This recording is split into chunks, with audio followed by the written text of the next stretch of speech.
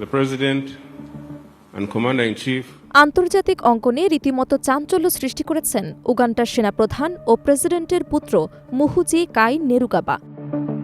একের পর এক বিতর্কিত মন্তব্যের জন্য আগেও আলোচনায় থাকলেও এবার তার বক্তব্য যেন সব সীমা ছাড়িয়ে গেছে।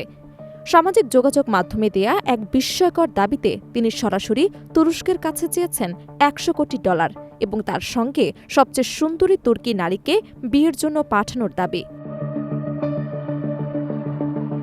এই অস্বাভাবিক দাবি ঘিরে মুহূর্তেই উত্তাল হয়ে ওঠে আন্তর্জাতিক গণমাধ্যম ও কূটনৈতিক মহল।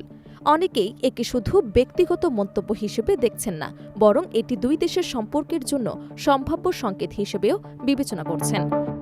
কারণ নিজের বক্তব্যে কেবল দাবি তুলেই থেমে থাকেননি মুহুজি কাইনেরুগাবা। তিনি হুঁশিয়ারি দিয়েছেন, আগামী ৩০ দিনের মধ্যেই এই দাবি পূরণ না হলে উগান্ডার রাজধানী কাম্পালায় অবস্থিত তুর্কি দূতাবাস বন্ধ করে দেওয়া হতে পারে এবং দুই দেশের কূটনৈতিক সম্পর্ক ছিন্ন করার মতো কঠোর সিদ্ধান্ত নেওয়া হতে পারে। তার এই বক্তব্য আন্তর্জাতিক কূটনৈতিক শিষ্টাচারের ক্ষেত্রে একেবারেই ব্যতিক্রম হিসেবে দেখা হচ্ছে। বিশ্লেষকরা বলছেন, একজন উচ্চপদস্থ সামরিক কর্মকর্তা যখন এ ধরনের মন্তব্য করেন তখন তা শুধুমাত্র ব্যক্তিগত মতামত নয়, বরং একটি রাষ্ট্রের অবস্থান হিসেবেও ব্যাখ্যা করা হতে পারে।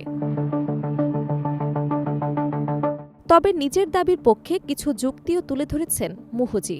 তিনি দাবি করেন, আঞ্চলিক নিরাপত্তা রক্ষায় উগান্ডা দীর্ঘদিন ধরে গুরুত্বপূর্ণ ভূমিকা পালন করে আসছে। বিশেষ করে সোমালিয়াতে জঙ্গি গোষ্ঠী আল শাবাবের বিরুদ্ধে পরিচালিত দীর্ঘমেয়াদী অভিযানে উগান্ডার সেনারা গুরুত্বপূর্ণ অবদান রেখেছে। তার মতে, এই অবদানের যথাযথ মূল্যায়ন হয়নি এবং এর জন্য আর্থিক ক্ষতিপূরণ পাওয়া উগান্ডার অধিকার। তিনি আরও অভিযোগ করেন, তুরস্ক সোমালিয়ার গুরুত্বপূর্ণ অবকাঠামো, বিশেষ করে মোগাদিশু বন্দর থেকে অর্থনৈতিক সুবিধা নিচ্ছে, অথচ সেই স্থানে নিরাপত্তা নিশ্চিত করছে উগান্ডার সেনারা।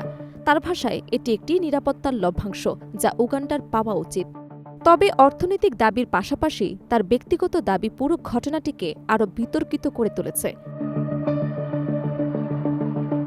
অনেক আন্তর্জাতিক বিশ্লেষক মনে করছেন, এটি কূটনৈতিক সম্পর্কের ক্ষেত্রে অস্বস্তিকর পরিস্থিতি তৈরি করতে পারে এবং উগান্ডার ভাবমূর্তির ওপর নেতিবাচক প্রভাব ফেলতে পারে।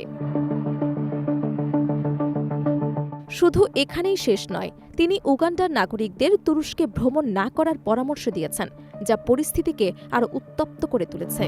এমনকি অন্য একটি পোস্টে ইসরায়েলের প্রতি সমর্থন জানিয়ে তিনি বলেন, প্রয়োজনে তিনি নিজের নেতৃত্বে 1 লাখ উগান্ডা সেনা পাঠাতে প্রস্তুত।